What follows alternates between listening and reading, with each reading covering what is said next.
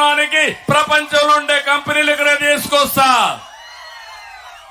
ఇంట్లో బోరు కొడితే నేరుగా మండల హెడ్ క్వార్టర్ లో మంచి గార్డెన్ లో బ్రహ్మాండమైన వర్క్ స్టేషన్లు పెట్టి అక్కడే కాఫీ టీ అని మధ్యాహ్నం భోజనం గాని మళ్ళా స్కిల్ డెవలప్మెంట్ చేసి మిమ్మల్ని పైకి తీసుకొచ్చే బాధ్యత, ఇంకా బాగా స్కిల్ డెవలప్మెంట్ చేసుకుంటూ మీ క్యారియర్ బిల్డప్ చేసే బాధ్యత నాదని మరొకసారి మీ అందరికీ తెలియజేస్తున్నా.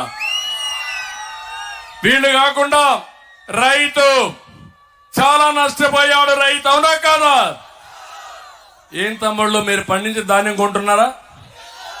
ఇప్పుడే నాకు చెప్పారు ఇక్కడ వస్తే ధాన్యాన్ని కొనడం లేదు, రబీలో ధాన్యాన్ని కొనలేదు.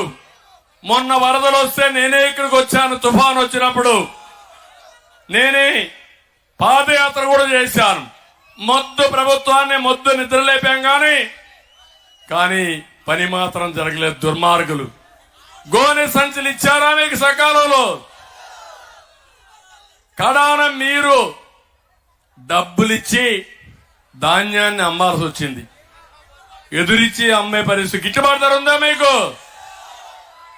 అందుకే చెప్తున్నా, అన్నదాత పెడతా మీ అందరికీ 20,000 రూపాయలు సంవత్సరానికి ఇచ్చే బాధ్యత నాది. సబ్సిడీలు ఇస్తాం, ధాన్యాన్ని కొంటాం, వ్యవసాయాన్ని అభివృద్ధి చేస్తాం, బీమా పంట బీమా పెడతాం. ప్రతి ఒక్క రైతును రాజుగా చేసే బాధ్యత మాదని మరొకసారి మీ అందరికీ హామీ ఇస్తున్నా.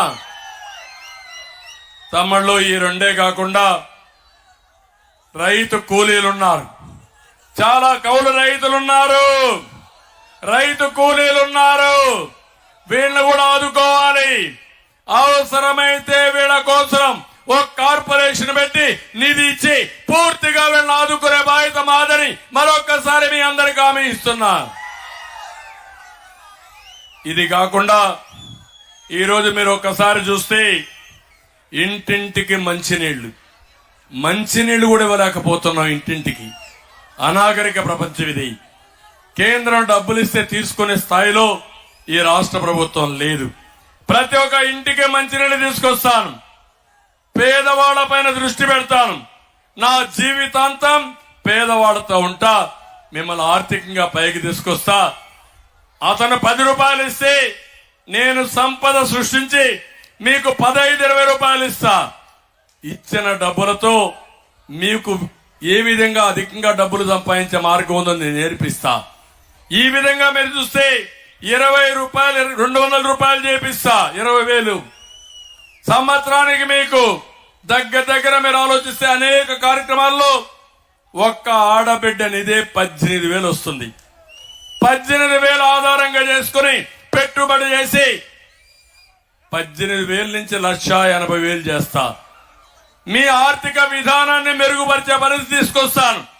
ఈ పేదవాళ్లు ఎందుకు డబ్బులు సంపాదించలేరు, సంపద సృష్టించలేరు, అది తప్పని నిరూపించి సంపద సృష్టించే మార్గం మీకు అప్పచెప్తానని చెప్పి కూడా నేను మీకు తెలియజేస్తున్నా. ఇంటింటికి మళ్ళీ చెప్తున్నా, పెన్షన్ మీ ఇంటి దగ్గరనే ఇప్పిస్తా. ప్రతి ఒక్క పేదవాడికి పెద్ద బిడ్డగా నేనుంటా. ముసలి వాళ్ళు ఎవరూ భయపడక్కర్లేదు. 4,000 రూపాయలు పింఛన్ ఇస్తాం. మొదటి తారీఖునే పింఛన్ ఇస్తాం. 3 నెలలు పింఛన్ కూడా ఎవరన్నా తీసుకోకపోతే కంటిన్యూగా 3 నెలల పింఛన్ ఒకేసారి ఇచ్చే విధానానికి కూడా శ్రీకారం చుడతా. ఇప్పుడు ఈ ప్రభుత్వం మీకు ఇబ్బంది పెడితే, ఇబ్బంది పెట్టిన వాళ్ళకి ఇప్పటి నుంచే 4,000 రూపాయలు పింఛన్ ఇచ్చే విధానానికి శ్రీకారం చుడతాను. జగన్మోహన్ రెడ్డి మా మీద నెపవేయడం కాదు, సేవ రాజకీయాలు చేయడం కాదు.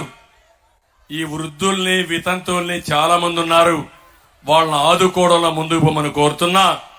50 సంవత్సరాలకే వెనుకబడిన వర్గాలకి పింఛన్ ఇచ్చే విధానాన్ని తీసుకొస్తాను. ఇంకొక పక్క 2 సెంట్ల భూమి, ఇతనిచ్చే సెంట్ భూమి అది కూడా కంపు కొట్టే అవినీతి. నేను వస్తానే 2 సెంట్ల భూమి ఇచ్చి ఇప్పుడు ఇచ్చిన ఇండ్లలో కూడా ఇండ్లు కట్టించి మీ రుణం తీర్చుకుంటా. టిట్కో ఇళ్లు పూర్తి చేసి మీకు అప్పచెప్తాను.